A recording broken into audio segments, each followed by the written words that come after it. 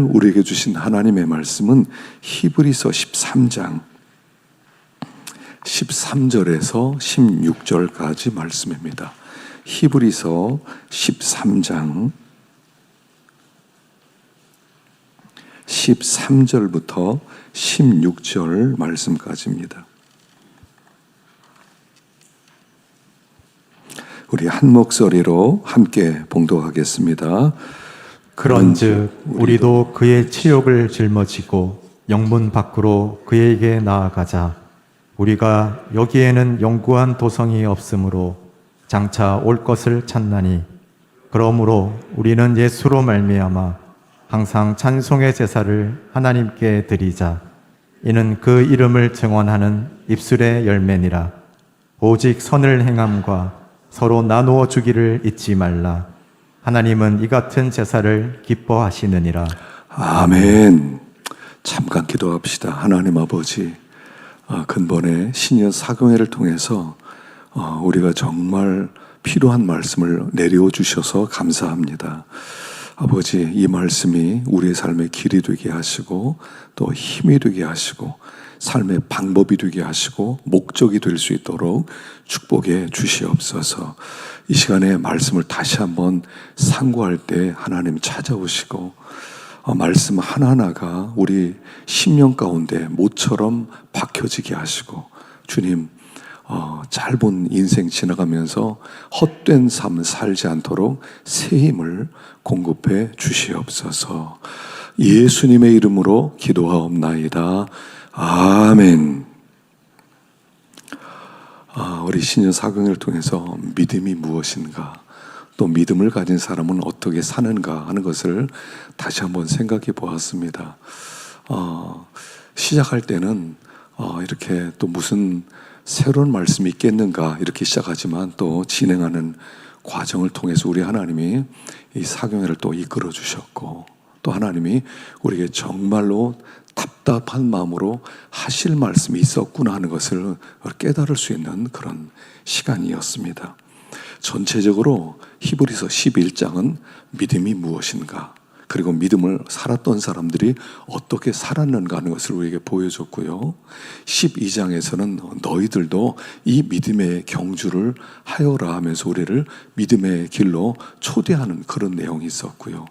13장에서는 그 믿음의 삶이라는 하는 것은 삶의 영역에서 꽃 피워지는 것인데, 우리 삶 가운데 믿음의 사람이 어떻게 돼야 할 것인가를 우리에게 말씀하셨습니다. 오늘은 전체적으로 간략간략하게 요약하면서 큰 줄거리를 잡고요, 또 우리 기도 제목으로 삼도록 하겠습니다. 자, 먼저 11장을 한번 보십시다.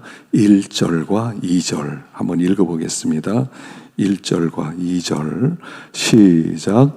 믿음은 바라는 것들의 실상이요 보이지 않는 것들의 증거니, 선진들이 이로써 증거를 얻었느니라. 믿음이 뭐냐? 바라는 것들의 실체, 실상이고 보이지 않는 것들의 증거다, 이렇게 말씀을 합니다. 그리고 우리 신앙의 선진들이 이로써 증거를 얻었느니라 하는 뜻은 칭찬받았느니라, 인정받았느니라, 이런 뜻이라고 그랬죠. 그래서 우리 하나님 앞에 갈 때는 믿음을 가지고 가는 거예요. 천국 갈 때는 그냥 천국 들어가서 이렇게 편안하게 마음대로 사는 것이 아니라, 천국은 믿음 가지고 가는 거예요. 그리고 우리 하나님 우리의 믿음을 하나씩 하나씩 검증하는 거예요. 이게 진짜냐 가짜냐. 그래서 인생을 살아가면서 우리가 가장 초점을 맞춰야 되는 부분은 믿음이다 하는 거예요. 어떻게 세상을 살아가느냐, 성공해서 어떻게 사람들에게 알려지느냐, 이런 게 아니라 하나님 앞에 가서 내놓게 될 믿음을 우리는 기르는 세상이다 하는 것이죠. 믿음이 뭐냐? 믿음이라고 하는 것은 바라는 것들의 실상이요 보이지 않는 것들의 증거다. 그러니까 믿음이란 하나의 매매 증서 같은 거라고 그랬어요. 매매 증서. 그래서 아파트를 짓겠다. 그런데 아무것도 없어요. 그리고 분양을 합니다. 그리고 우리는 아파트를 한 채 돈을 주고 사면서 매매 증서를 하나 받습니다. 그리고 매매 증서를 받고 나면 매매 증서가 곧 아파트예요. 하나님이 우리에게 믿음을 주셨습니다. 믿음은 천국 매매 증서예요. 우리들에게 천국을 믿음으로 주신 거예요. 믿음은 천국 자체예요.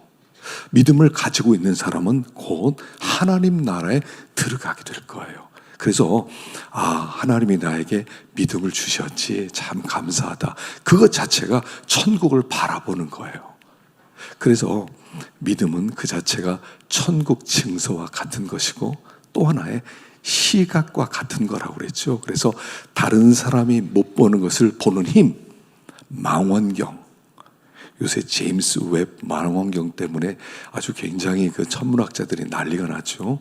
저 우주 보니까 몇 억 년 뒤, 몇 억 광년 뒤에 있는 그 세계를 이 망원경이 보는 거예요. 우리에게 그 화려하고 아름다운 모습을 찍어서 저 세계는 지금 이런 상황 가운데 있다, 이것을 보여줘요. 그게 믿음이라는 겁니다. 믿음은 망원경 같은 거예요. 그래서 남들이 못 보는 것을 보는 힘을 갖게 되는 것이고, 그것을 바라보면서 미리 기뻐하는 사람들, 그게 믿음의 사람이다, 그렇게 말을 했죠. 그래서 그 믿음을 가졌던 사람들이 어떻게 살았느냐, 그러면서 아벨, 에녹, 노아, 아브람과 사라, 모세, 라합, 기드온, 입다, 이런 사람들의 믿음을 쭉 설명을 해놨어요. 그래서 믿음을 가진 사람들은 이렇게 살았다. 그 매매 증서, 천국 매매 증서를 가지고 이제 망원경을 가졌던 사람들은 이렇게 살더라 하면서 에녹을 시작하죠. 그래서 믿음을 가진 사람은 예배를 드린다. 믿음이 튼튼하고 강건할수록 이 하나님께 드리는 예배가 달라진다. 믿음이 약한 사람은 주일날 한번 대충 예배 드리고 적당히 드리고 끝나지만, 이 믿음이 견고해질수록 인생의 가장 귀한 것은 예배밖에 없다 하는 것을 알게 되는 것이죠. 그래서 믿음의 사람은 예배 사람이다. 그래서 예배 드리는 모습을 보면 믿음이 드러나게 돼 있어요. 하나님께 드리는 예배를 보면서 저 사람은 믿음이 있구나, 예배를 드리는 모습이 다르구나, 준비하고 하나님을 섬기는 저 마음이 다르구나. 그래서 예배를 보면 믿음이 보이는 거죠. 에녹은 하나님과 동행했어요. 그래서 이 땅에서 천국처럼 살았다는 얘기예요. 동행은 다른 게 아니라 이 땅을 천국처럼 살았더니 하나님 그냥 옮겨 가버리셨다, 이 얘기죠. 그래서 믿음의 사람은 믿음으로 산다는 것은 주님과 함께 동행하는데 이 땅을 천국처럼 사는 사람이다 그랬고요. 노아는 심판을 예고받았어요. 보이지 않는 일에 경고하심을 받아 방주를 준비했죠. 그래서 믿음이란 뭐냐? 순종하는 것이다. 하나님의 말씀을 받고 그대로 순종하는 것이 믿음이다 그랬어요. 아브라함의 믿음은 어떤 믿음이었습니까? 아브라함은 본토 친척 아비 집을 떠나서 내가 너에게 지시하는 곳으로 가라, 그러면서 보이지 않는 곳을 향해 나그네처럼 살아가는 것이다 하는 것을 보여줬어요. 그래서 아브라함은 장막 생활을 합니다. 죽을 때까지 집을 갖질 않아요. 죽을 때까지 그는 장막에서 이삭과 야곱과 함께 살아요. 왜냐하면 천성을 바라보는 사람이기 때문에. 그래서 믿음의 사람은 천성을 바라보는 나그네들이다. 그런데 그렇게 살다 보면 여호와 일의 하나님을 체험하게 된다. 여호와 일의 하나님은 우리를 위해서 예비하신 은혜를 받는 생활인데, 그것이 바로 부활을 체험하는 것이다 하는 것을 가르쳐 주었어요. 모세 믿음은 어떠했습니까? 모세는 바로의 공주의 아들이라는 칭호를 거절하고 하나님의 백성과 함께 고난받는 것을 잠깐 죄의 나락을 누리는 것보다 더 기뻐했던 사람. 다시 말하면 노아를 통해서 보여준 것은 뭐냐면 하나님은 상 주시는 분이라는 거예요. 이 땅에서 모든 상 받을 생각하지 말고, 이 땅에서 사람들에게 인정받을 생각하지 말고, 이 땅에서 사람들에게 칭찬받을 생각하지 말고 하나님께서 주실 상을 기대하는 삶, 이게 믿음의 사람이다 그랬어요. 그래서 모세는 이 땅의 모든 애굽의 왕이 될 수도 있는 자리에 있었지만 그거 별거 아니다. 나 그거 포기한다. 하나님이 주실 상만 기대하겠다. 그 믿음의 길을 갔다 하는 것이죠. 기생 라합은 어떤 사람입니까? 참 몸을 파는 창기였지만 정탐꾼이 들어왔을 때 정탐꾼을 목숨 걸고 숨겨줍니다. 그래서 그 무너져가는 여리고 성에서 구원함을 받게 되죠. 하나님의 생명을 얻기를 원하고 하나님 나라를 얻기 원하면 모든 소유를 팔아라. 너의 가장 귀한 것을 내놓아야 너는 천국을 얻는다 하는 것을 가르쳐주는 게 기생 라합의 믿음이었죠. 믿음에는 두 가지 요소가 있다는 것을 보여줬어요. 하나는 승리와 정복의 요소가 있다고 그랬죠. 믿음으로 살면 정복할 수 있습니다. 믿음으로 살면 우리는 승리하게 됩니다. 그래서 믿음으로만 나가면 모든 문제가 열리는 만능 열쇠와 같은 것이 믿음이다 그랬죠. 그래서 우리가 믿음으로 나가기만 하면 마치 쇠빙선 같은 거예요. 쇠빙선. 남극을 여행하고 남극 기지가 있죠. 우리나라 남극 기지가 있습니다. 거기서 일하는 사람들은 남극 얼음이 막 1m 이상 두껍지 않습니까? 이 얼음들을 어떻게 깨요? 쇠빙선이 그 앞에 어마어마한 그런 쇳덩어리로 그냥 깨면서 그냥 바다를 항해하는 겁니다. 깨면서. 그래서 우리 앞에는 많은 문제점들이 있어요. 우리가 살아가는 세상은 결코 만만하지 않아요. 그러나 믿음으로 살면 하나님의 약속이 거기에 있기 때문에 우리는 반드시 승리하게 된다. 정복하게 된다. 그랬어요. 그런데 승리의 요소만 있는 게 아니에요. 믿음에는 고난의 요소도 있어요. 이 믿음이라고 하는 것은 모든 사람에게 주신 축복이 아니거든요. 하나님이 허락받은 사람만 믿음을 받았어요. 그렇기 때문에 믿음 받지 못한 사람은 이해를 못해요. 저 사람 왜 저렇게 살아? 왜 저 사람 저렇게 장막에 살아? 저 사람 왜 저렇게 살아? 그래서 고난을 준다는 거예요. 그래서 믿는 사람은 믿음으로 살면 승리도 있지만 고난도 있는 거예요. 이 세상은 믿음 가진 사람을 그냥 두지를 못해요. 왜냐하면 믿음 가진 사람은 자기들을 정죄하는 것처럼 여겨지거든요. 믿음을 가지고 우린 천성을 향한다 그러는데 이 사람들 천국이 어디 있어? 죽으면 끝나지. 그러니까 이 사람들이 있으면 불편해지는 거예요. 그래서 이 사람 믿는 사람을 다 없애야 자기들이 편안해지니까 믿는 사람들은 박멸을 시키려고 그래요. 그래서 이 세상 마지막 때는 기독교 박멸 운동이 일어나게 돼 있어요. 그게 계시록 계획이에요.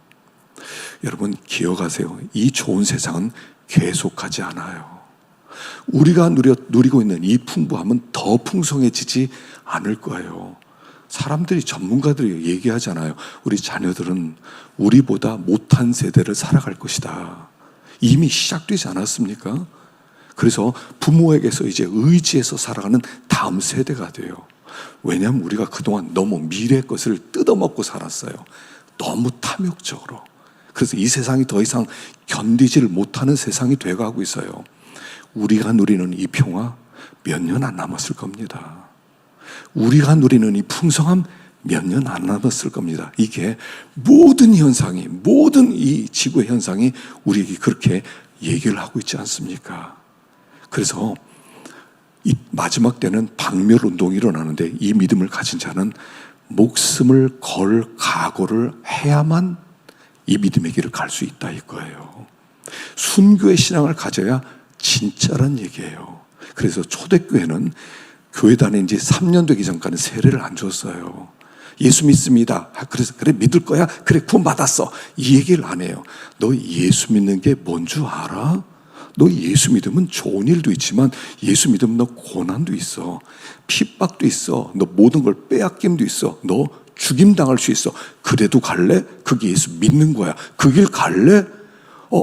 그래요? 이렇게 어려운 거였어요? 이렇게 위험한 거였어요? 이렇게 힘든 거였어요? 그래, 그 길이야. 가겠어? 그때 목숨 건 결단을 내린 사람이 세례를 받았어요. 지금처럼 그냥 그래 교회 나왔어, 예수 믿었어, 너 천국 갔어, 하나님의 백성이야. 진짜인지 잘 모르겠어요. 목숨 걸지 않고 어떻게 믿음의 길을 갈 수 있을지 모르겠어요. 하나님이 하시겠지만 기억하세요. 목숨 걸지 않은 신앙은 결국 가짜로 판명이 날 거예요. 믿음에는 두 가지 요소가 있다. 이런 사람을 세상이 감당할 수 없다. 이 세상의 어떤 것으로도 이 믿음을 대체할 것은 없다 하는 얘기가 11장 말씀이었죠. 자, 12장으로 들어가 봅시다. 12장. 자, 우리 1절부터 읽어보겠습니다. 3절까지인데요. 자, 시작. 이러므로 우리에게 구름같이 둘러싼 허다한 증인들이 있으니 모든 무거운 것과 얽매기 쉬운 죄를 벗어버리고 인내로써 우리 앞에 당한 경주를 하며 믿음의 주요 또 온전하게 하시는 이인 예수를 바라보자. 그는 그 앞에 있는 기쁨을 위하여 십자가를 참으사 부끄러움을 개의치 아니하시더니 하나님 보좌 우편에 앉으셨느니라. 이제 12장에서는 우리를 이 믿음의 경주에 초대를 하고 있는 거예요. 함께 가자. 우리 신앙의 선조들이 걸어갔던 그 길을 너희들도 함께 가자라고 우리를 초대하는 거예요. 믿음의 경주자. 우리는 지금 예수를 믿는 순간부터 어떤 경기에 부름을 받았어요. 우리는 천성을 향한 경기에 부름을 받았어요. 그런데 우리가 믿음이 없어서 자꾸 흔들리고 넘어져요. 이게 진짜 맞는 거야? 이 말씀대로 사는 게 맞는 거야? 천국이 있는 거야? 이렇게 살면 진짜로 구원을 받는 거 맞아? 안 믿는 사람이 이렇게 많은데, 안 믿는 사람이 세상에 가득 찼잖아. 내가 가는 이 길이 틀리면 또 어떻게 해? 그럼 헛된 거 하는 거 아니야? 그런 의심이 들어올 때마다 우리에게 구름같이 둘러싼 허다한 증인들이 지금 서서 너희들을 응원하고 있다. 이미 수천 년 전부터 6천 년 전부터 이 믿음의 길을 걸어갔던 그 믿음의 사람들이 곳곳에 서 있지 않느냐. 셀 수가 없다. 너희들이 하나님을 모르는 사람들을 이렇게 보고 있지만 그거는 숫자도 아니다. 진짜 숫자는 어마어마한 숫자가 우리의 믿음의 증인들이다. 너희들이 가는 길은 사실이라는 것을 보여주고 있다 하는 것입니다. 그래서 하나님을 지금 믿는 사람과 안 믿는 사람을 비교해 보면 안 믿는 사람이 많아요. 믿는 사람이 적어요. 왜냐하면 택함 받았기 때문에. 택함 받은 사람이 적을 수 있죠. 복권에 당첨된 사람은 한 명이에요. 당첨된 사람은 적어요. 부름받은 사람은 적어요. 근데 이게 수천 년 동안 이런 증인들을 합치면 어마어마하게 셀 수 없는 숫자가 우리 곁에서 우리를 응원하고 있으니까 이 믿음의 길을 힘있게 걸어가라 라는 얘기죠. 자, 우리가 달려가는 이 다름박질은 경주이기 때문에 가벼워야 된다. 그래서 무거운 것과 얽매기 쉬운 죄를 벗어버려야 우리가 천성을 향해 갈 수가 있지. 무거운 것 가지고는 가다가 포기하게 될 것이다. 지치게 될 것이다. 넘어지게 될 것이다. 그러니까 무거운 짐부터 내려놓아라 그랬어요. 그래서 뭐가 무거운 짐이라고 그랬죠? 제일 무거운 건 옛사람 나라고 그랬어요. 나, 내 체면, 내 자존심, 내 뜻, 내가 누군 줄 알아. 세상에서는요, 이거예요. 내가 누군 줄을 보여주겠어. 내가 얼마나 실력자인지 보여주겠어. 다 무릎 꿇어.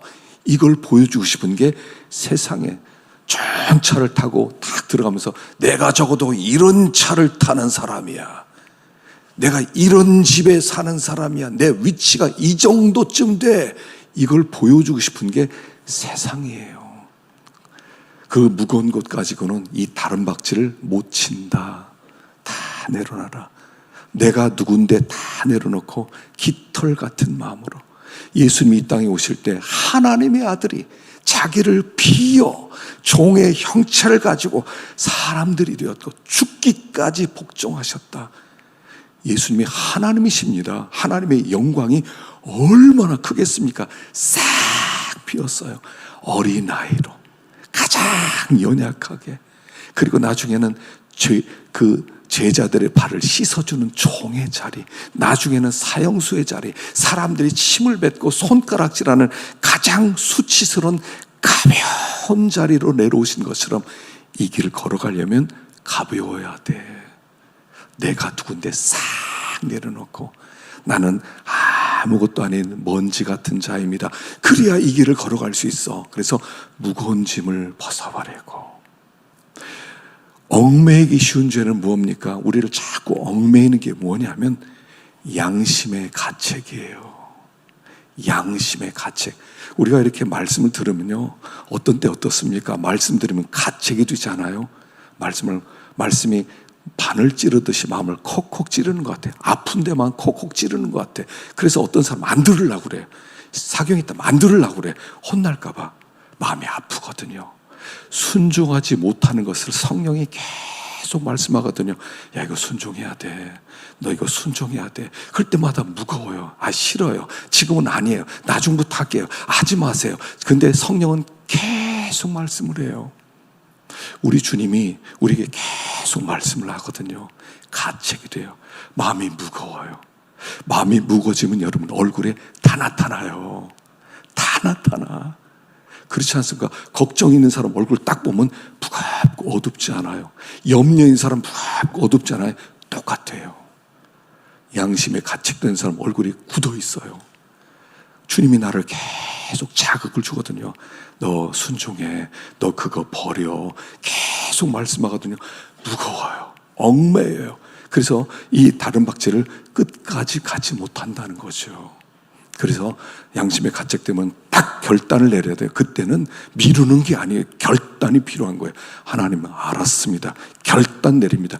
그때부터 날아갈 것 같아요. 여러분, 양심 가책되는 것을 딱 결단하는 순간 막 날아가는 것 같아요. 뒤에 무슨 엔진 달린 것처럼 그냥 나가게 했어요. 가벼워져요. 밝아져요. 뭔가 매이는 게 없어지는 거예요. 그러니까 가책이 있을 때는 하나님께 자꾸 자백하는 가운데, 회개하는 가운데 이 다른 박제를 쳐라. 목표가 있어요. 그런데 목표가 누구라고요? 예수님이에요. 예수님이 우리가 가야 될 길을 다 미리 걸어갔어요.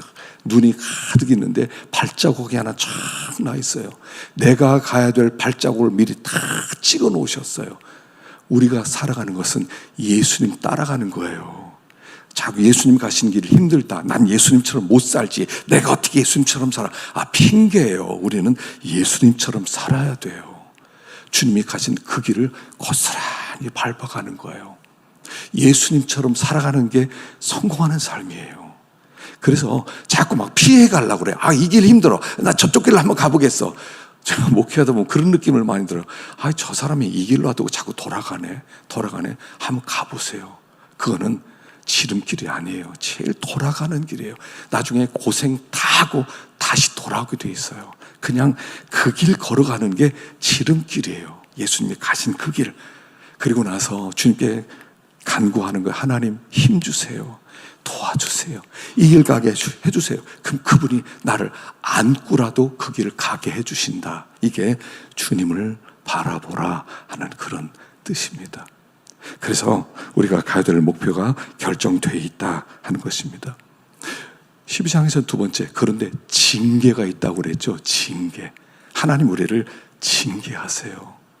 우리가 믿음으로 살지 못하면 하나님이 매를 드세요. 부모가 아이에게 야, 너 이거 해. 그럼 자꾸 딴짓합니다. 그럼 일로 와. 요새는 그렇게 하는지 모르겠어요. 이리 와. 무릎 꿇어. 너 잘못했어, 잘했어. 순종할 거야, 안 할 거야. 너 매질 맞을 거야, 안 맞을 거야.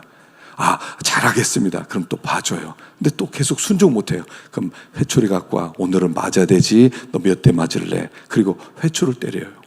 우리 주님도 똑같아요. 자기 자식에 대해서는 끔찍하세요. 우리 하나님이 자기 자식에 대해서는 사랑할수록 끔찍하세요. 남의 자식은 내버려둬요. 믿음으로 안 살고 그러면 그래 어차피 망할 건데 간섭 안 해요. 그러나 간섭한다는 것은 하나님이 나를 사랑한다. 넌 내 자식이 하는 증거라고 그랬어요. 그 징계는 좋은 거예요. 매를 맞는 것은 좋은 거예요. 매를 딱 맞으면 하나님이 살아계시는구나. 나 하나님의 아들이구나. 이걸 딱 깨달을 수가 있어요. 또 이 징계를 통해서 한 가지를 가르쳐 준다고 그랬죠. 한 가지. 징계를 통해서 뭘 가르쳐 주시죠? 우리 하나님은 징계를 통해서 너는 나만 있으면 살아. 요걸 가르쳐 주는 거예요. 이스라엘 백성이 정탐을 했어요. 가나안 땅에. 그리고 와서 보고 하는데 우리 못 들어갑니다. 우리는 메뚜기입니다. 저기는 거인들이 많습니다. 근데 두 사람은 아닙니다. 들어갈 수 있습니다. 저기 갑시다. 그래서 모든 백성들이 10명의 정탐꾼의 말을 듣고 슬퍼하고 막 믿음 없이 우니까 하나님이 화가 나셨어요. 너희들 알았어. 여기 40일 동안 너희들이 정탐을 했는데 하루를 1년 쳐가지고 40년 동안 광야 생활해. 그리고 광야로 징계하기 위해서 보냈어요. 그 광야 생활은 징계받는 생활이었어요. 그러면서 뭐를 하나 집요하게 가르쳐 주세요. 그들이 광야에서 목축하면서 살아요. 농사 지면서 살아요. 목축도 안 되고 농사도 안 돼요. 그래서 하나님이 매일 만나를 내려주세요. 그리고 이렇게 말씀하세요. 이틀치 만나 준비하지 마. 하루치만 먹어. 내일은 내일 거 줄게. 그래서 하루치씩만 먹고 살아요. 40년 동안. 그리고 물이 없어요. 그럼 반석에서 막 물이 내려와요. 그 물을 마셔요. 고기 먹고 싶어요. 그랬더니 메추라기를 막 보내줘요. 그래서 고기도 먹게 해주세요. 40년 동안 한 가지만 가르쳐 주셨어요. 너희는 내가 살려. 이거 가르쳐 주는 거예요. 이게 징계의 목적이에요. 우리는 주님 안에 있어요. 그래서 주님이 나를 다 살려요. 광야에서 이스라엘 백성이 농사 지려고 애를 썼더라. 그들이 장사하려고 애를 썼더라. 그런 거 하나도 안 나와요. 아무것도 안 나와요. 너희는 내가 살려. 요거 가르쳐 주는 거예요. 징계받으면서 요거 배우셔야 돼요. 여러분의 인생의 생존은 여러분께 달린 게 아니라는 얘기예요. 우린 계속 통장 바라보고 어떻게 살지? 돈이 점점 더 떨어져 나가네. 어떻게 살지? 이러고 있잖아요. 하나님이 뭐예요? 웃으세요. 내가 너 살리는 거야. 내가 너 건강 뺏어가면 너 다 무너지는 거야. 너 직장 이 사회에서 코로나 한번 보내면 끝나는 거야. 내가 IMF 보내면 끝나는 거야. 이 땅은 내가 책임져. 요거 가르쳐 주는 거예요. 요걸 안 사람들은 평안해져요. 걱정할 거 없구나. 나 하나님 안에 있지. 하나님이 나 살리지. 내일 만나 보내신다고 그랬지. 아멘. 편안해져요. 그 징계의 열매는 평안함이에요. 이걸 배우셔야 돼요. 그래야 믿음의 길을 걸어가요. 하나님이 살리는 게 아니라 내가 내 실력으로 내 인생을 내가 책임져야 돼. 아무도 나를 도와주지 못해. 하나님도 어쩌지 못해. 그러면요, 이 믿음의 길을 못 가는 거예요. 그래서 하나님이 징계로 너는 내가 살려. 이걸 가르쳐 주는 게 징계의 목적이었다 하는 것입니다. 그래서 우리들로 하여금 이제는 화평함과 거룩함을 따라라. 징계를 받고 나면 이제 이웃과의 관계에서 모든 사람을 품어주는 사람이 되라. 거룩함으로 하나님만 바라보고 의지하는 사람이 되라. 너희들 가운데 쓴 뿌리가 나지 않게 하라. 그렇게 말씀하세요. 쓴 뿌리가 뭐라고 그랬죠? 우상숭배 그랬어요. 우상숭배. 하나님은 항상 충분한 걸 주세요. 만나를 주시면 충분하게 주세요. 너희들이 먹고 싶은 거 마음껏 거두어가라. 이렇게 말씀하세요. 그래서 우리가 인생을 살아가면서 하나님 감사합니다. 충분하게 주셨습니다. 이게 항상 있어야 돼요. 족한 은혜 주셨습니다. 감사합니다. 여기 있어야 돼요. 근데 많은 사람이 부족해. 난 이거 가지고 안 돼. 난 더 많이 있어야 될 사람이 돼. 하나님 이거밖에 안 주셨다고. 하나님 이게 뭡니까? 이런 사람들은 쓴뿌리예요. 그럼 나중에 어떻게 돼요? 하나님 말고 우상한테 달려가야지. 우상이 줄 거야. 우상이요. 바알이요. 더 주세요. 하나님은 50개밖에 안 줬어요. 당신이 50개 더 주세요. 이게 쓴뿌리란 말이에요. 하나님은 충분하게 주셔요. 근데 그걸 생각하는 사람이 욕심이 있으면 부족해요. 그러지만 충분합니다. 그럼 충분한 거예요. 충분한 거예요. 하나님 감사합니다. 충분합니다. 그럼 충분한 거예요. 근데 욕심 부리는 사람은 부족해요. 더 있어야 돼요. 하나님 난 이것 가지고 어떻게 살아요? 나 좀 더 있었으면 좋겠어요. 그러면 우상숭배로 나갈 수밖에 없어요.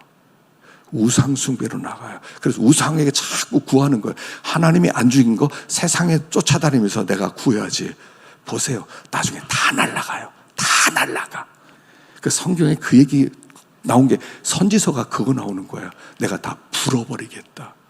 너희들이 의지한 것을 제거해버리겠다. 계속 그 얘기 하시는 거예요. 그냥 족합니다. 그럴 때 거룩함 속에서 살아갈 수가 있다.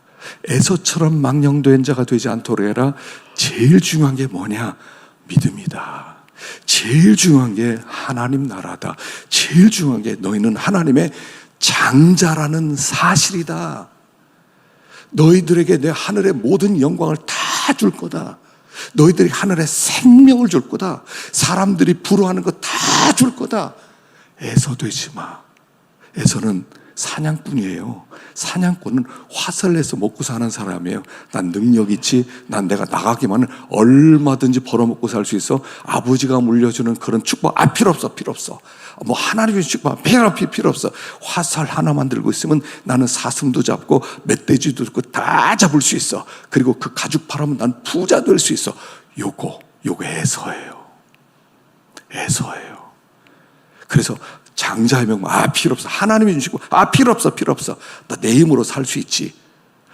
그렇게 해서 하나님의 축복을 거역하는데 이 하나님의 어마어마한 축복의 가치, 천국 백성의 가치, 이 세상 전부를 주고도 바꿀 수 없는 이 어마어마한 장자권의 가치, 이걸 모르면 다 해서돼요. 팔아먹고 다녀. 예수님 팔아먹고 다녀. 믿음 팔아먹고, 말씀 팔아먹고, 그리고 돈 바꿔먹고, 팥죽 하나 바꿔먹고, 햄버거 하나 바꿔먹고, 이러고 다녀요. 망령된 자가 없게 해라. 하나님과의 관계가 막힌다 그랬어요. 그래서 우리들로 하여금 두 종류의 신앙생활이 있다고 하는 거죠. 하나는 신의 산적 신앙생활, 하나는 시온산적 신앙생활. 신의 산의 생활 방법은 뭐냐면 무서워서 벌 줄까봐, 뺏어갈까봐, 하나님께 무서워서 최소한의 예배는 드려야지, 최소한의 헌금은 해야지. 이거 안 하면 나 혼나면 어떻게?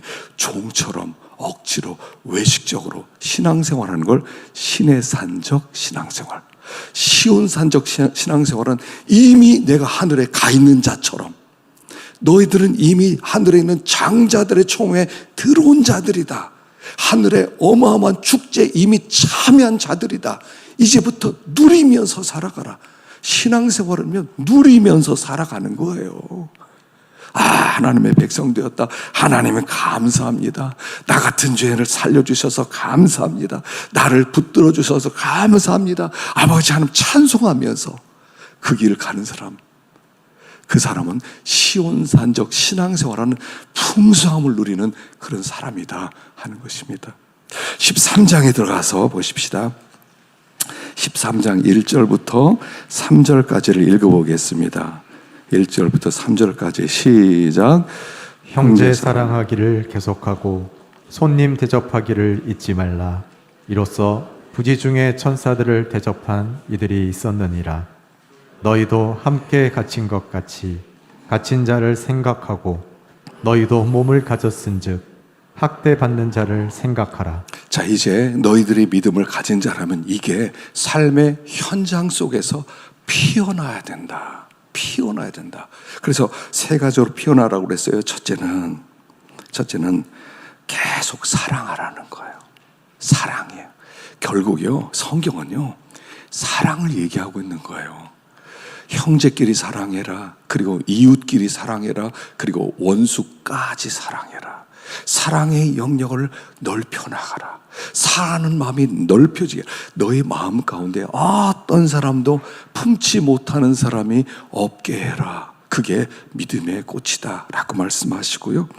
가정의 영역에서 우리들 가정 속에 들어가서 이렇게 그 부모와 자녀의 관계, 또 부부 관계에서 정결함을 지켜나가라. 특별히 이 부부는 그리스도와 우리의 관계를 증명하는 가장 중요한 요소이기 때문에 부부끼리 너희들이 정조를 지켜라 라고 말씀하는 거예요.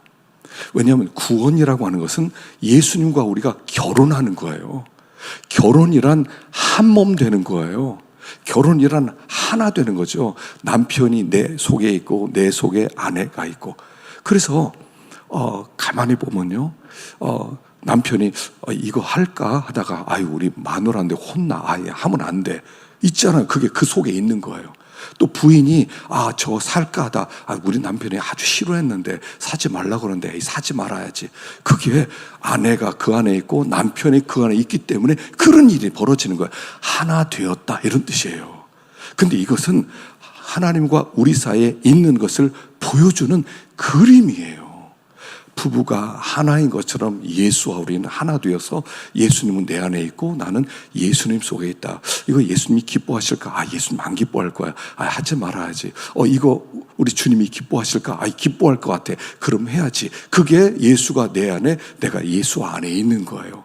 그래서 예수님은 계속 우리에게 말씀하시는 거예요. 야, 이거 나 기뻐한다. 나 이거 싫어한다. 그거 말 안 한 적이 한 번도 없어요. 계속 우리 곁에 속삭이세요. 그게 그분이 내 속에 계신다는 증거예요. 여러분 가만히 있어 보세요. 내가 어떤 걸 막 하고 싶어요. 저 길을 걸어가고 싶어요. 근데 한쪽에서는 안 되지. 그거 하면 안 되잖아. 이런 얘기 안 들려요? 믿는 사람 반드시 들릴걸요? 그게 주님이 우리 안에 계신다는 뜻이에요. 야, 그렇게 하지 마. 내가 너무 싫어. 그 길 가면 나중에 너 힘들 거야. 가지 마. 이런 얘기 계속 들리게 돼 있어요. 그게 주님이 내 안에 계신다는 거예요. 그게 부관계를 통해서 나타나는 건데 내가 간음하거나 음행을 하면 다른 사람과 연합이 되면 이 연합이 깨진다는 거예요. 주님과 연합이 깨진다는 거예요. 그리고 그 창기가 내 인격, 전인격에 영향을 끼쳐서 내 가는 길에 이루 말할 수 없는 궁핍함을 주는 거라는 거예요. 그러니까 가정생활에서 정조를 지켜라 이런 얘기를 하는 거예요. 믿음은 가정생활에서 꽃이 피어져야 된다. 세 번째는 물질의 영역이에요. 이게 제일 큰 문제잖아요. 마지막 때는 사람들이 돈사랑, 자기사랑, 쾌락사랑 이런 시대가 돼요.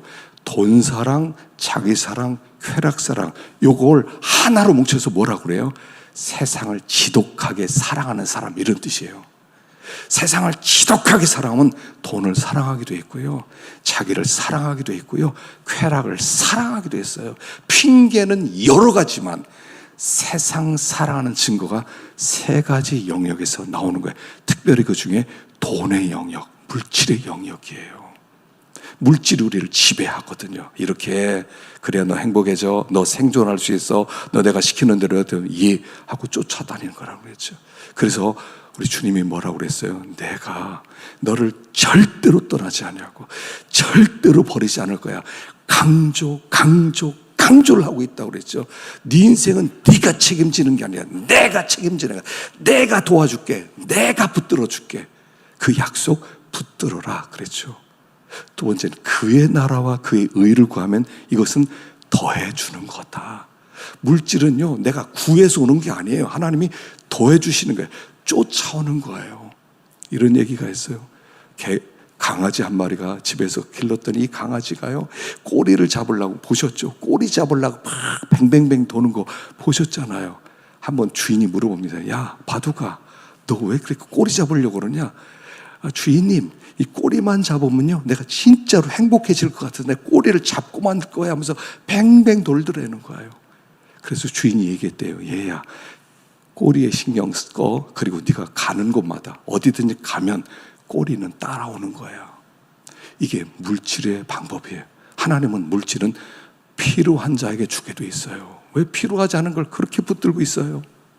필요하지 않은 것은 하나님이 다 이렇게 흩으시는 거예요. 그의 나라와 그의 의를 구하면, 하나님 나라를 위해서, 하나님 영광을 위해서, 내가 하나님 기뻐하는 일을 위해서 가다 보면 희한하게 물질이 따라와요. 물질은 따라오는 것이 구하는 것이 아니라는 거예요. 너무 많은 사람이 이걸 받거나 내가 구하면 얻어질 수 있는 줄 알아, 내가 모으면 모아지는 줄 알아. 여러분, 손에다가 물을 움켜쥐고 있으면 물이 그대로 있어요? 나가게 돼 있는 거거든요. 그러나 필요한 것은 하나님이 반드시 주시는 거예요. 그의 나라와 그의 의를 구하라. 그리고 조금 불편하게 살기로 작정하면 돼요. 너무 이 세상은 편하게, 더 편하게, 편하게. 이 세상의 모든 것들이 다 편하게 살자고 만든 것들이거든요. 근데 문제는 뭐예요? 편한 걸 사다 놓으면 그만큼 시간을 투자하고 물질을 투자해야 돼요. 내 인생을 막 그냥 낭비시키는 거예요. 그걸 잔뜩 갖다 놓고, 그리고 힘들어요, 어려워요, 하나님 더 주세요, 이러고 있단 말이에요. 없으면 없는 대로 기억하세요. 이 세상은 계속 이렇게 편안하지 않을 거예요. 그날은 점점 오게 될 거고요. 성경에서는 불로 세상을 멸망시킨다고 그랬으니까 어떤 불이든 불이 올 거예요. 그 전쟁의 불이든 뭐 우주에서 뭐가 떨어지든 불로 멸망할 때, 그때 어이구 큰일이다 이러면 이미 늦은 거예요. 준비가 안 된 거예요. 그래서 물질의 영역에서 뛰어넘어라. 우리 하나님은 어떤 하나님이다? 동일하신 하나님이다. 어제나 오늘이나 영원히 변함이 없어. 성품적인 면에서 그의 계획과 뜻에 관하여 그의 약속에 대해서 절대로 변하지 않아. 내가 너희를 사랑해, 난 너를 구원할 거야, 난 너희와 함께 있을 거야. 절대로 변함이 없어요. 우리의 구원은 확실하다는 거예요. 무슨 일이 벌어진다 하더라, 천지가 두 쪽이 난다 하더라, 나는 너를 구원하고야 말겠어. 이건 이루어지게 돼 있어요. 흔들리지 말아라. 이 세상의 유혹 때문에 제발 흔들리지 좀 말아라. 믿음을 견고히 붙들어라. 그리고 이제는 영문 밖으로 나가라. 이 결론이죠.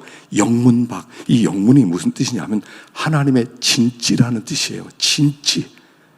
구약 성경에는 하나님의 성전이 있고요. 그리고 사방으로 진을 만들었어요. 여기 세 지파. 그리고 여기엔 하나님의 임재가 있고 하나님의 보호하심이 있고 하나님의 축복이 임하는 진지가 있어요. 그래서 저주받은 사람 진지에서 쫓아내게 돼 있어요. 문둥병 걸렸다 그러면 쫓아내게 돼 있어요. 하나님을 대적했다 쫓아내게 돼 있어요. 그래서 이 하나님의 진지가 예루살렘에 있었단 말입니다. 그래서 예루살렘을 아무도 건드리지 못하는 거예요. 아수르가 쳐들어오면 아수르가 망하고, 하여간 바벨론이 망하고, 이 하나님의 진지는 아무도 건드리지 못해요. 근데 무슨 일이 벌어졌죠? 이스라엘 백성들이 그 중심이 되는 참 성전 되신 예수님을 성문 밖으로 쫓아내서 십자가에 못 박아 죽여버렸어요. 그러니까 이 예루살렘은 성전이 없어진 하나님의 진지가 됐어요. 껍데기 진지가 됐어요. 진짜 진지는 어디에 있는 거예요? 십자가가 있는 곳에 진짜 진지가 세워진 거예요. 그러니까 우리들에게, 야 얘들아, 자 이제 예루살렘 안에 있으면 너희들 망해. 너희들 빨리 진지를 옮겨. 하나님의 진지는 여기 있어. 성문 영문 밖에 있어. 거기가 하나님의 진지야. 거기로 다 피해. 그래서 우리를 하나님의 진지가 있는, 예수님이 있는 곳으로 우리를 모으는 거예요. 우리의 중심에는 십자가가 있어요. 우리는 그 주위에 지금 모여 있어서 하나님 앞에 교회라는 이름으로 예배를 드리고 있어요. 여기가 하나님의 보호하심이 있고 하나님의 임재가 있고 하나님의 축복이 있는 하나님의 진지라는 거예요. 여기야말로. 그래서 그 하나님의 진지로 나아가기 위해서는 수욕을 가지고, 세상에서 버림을 당하고 세상에서 미움을 당한 사람이 주님의 진지, 예수님이 십자가 있는 곳으로 모여들어서 두 가지를 한다고 그랬죠. 찬송의 제사를 드리자.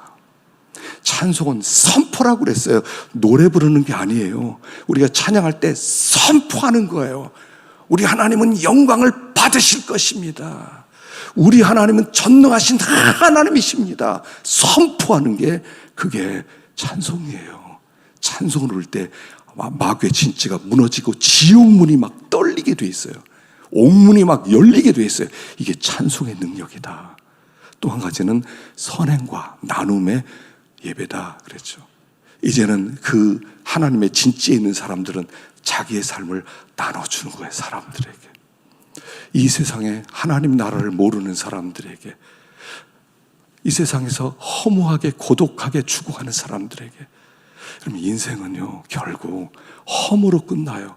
여러분 고독사하는 사람이 그렇게 많대죠. 여자보다 남자가 훨씬 더 많답니다. 왜 고독해요?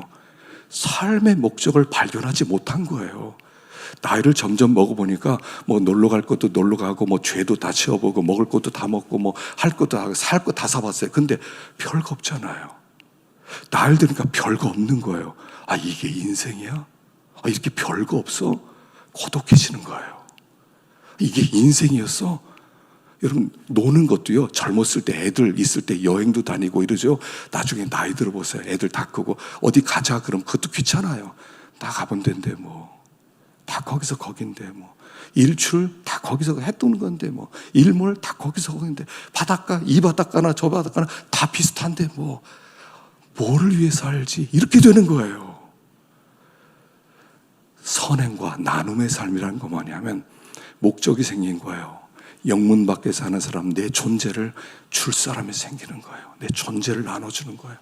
아무것도 모르는 사람에게 나를 나눠야지. 예수님이 이 땅에 오셔서 자기 몸을 나눠주셨어요. 존재를 나눠주셨어요. 그래서 우리가 그 살과 그 피를 마심으로 말미암아 우리도 삶을 나누는 거예요. 돈 나눠준다는 얘기가 아니에요. 삶을 나눠주는, 진심을 나눠주는 거예요.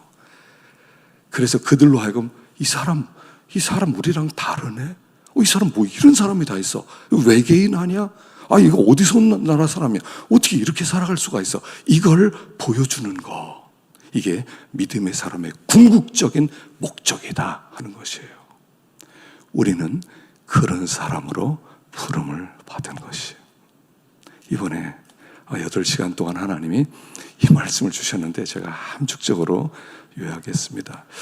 우리 한 해 동안 이 말씀을 붙들고 그 길을 걸어가는 우리 되기를 축원합니다.